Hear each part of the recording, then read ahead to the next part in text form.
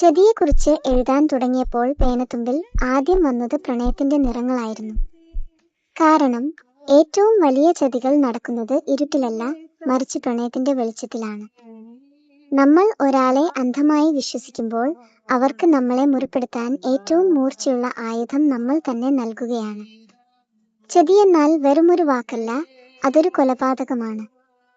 ശരീരത്തിനല്ല, മറിച്ച് മറ്റൊരാൾ നമുക്ക് നൽകിയ വിശ്വാസത്തിന് ഏൽപ്പിക്കുന്ന മരണം. പറ്റിക്കപ്പെട്ടു എന്ന് തിരിച്ചറിയുന്ന നിമിഷം അതുവരെ കണ്ട സ്വപ്നങ്ങളെല്ലാം വെറും പാഴ്മണലിൽ പണിത കൊട്ടാരങ്ങളായിരുന്നുവെന്ന് തോന്നിപ്പോകും.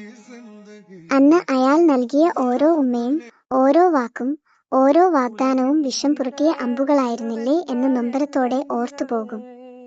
വിരഹത്തിൽ ഒരുതരം പരിശുദ്ധിയുണ്ട്, എന്നാൽ ചതിയിൽ മടുപ്പിക്കുന്ന ഒരു ദുർഗന്ധമുണ്ട്. അത് നമ്മളെ തന്നെ നമ്മളിൽ നിന്ന് അകറ്റും. സത്യത്തിൽ ചതിക്കപ്പെടുന്നവൻ തോൽക്കുകയല്ല ചെയ്യുന്നത്, മറിച്ച് മറ്റൊരാളെ വിശ്വസിക്കാനുള്ള കഴിവിനെ എന്നേക്കുമായി നഷ്ടപ്പെടുത്തുകയാണ്.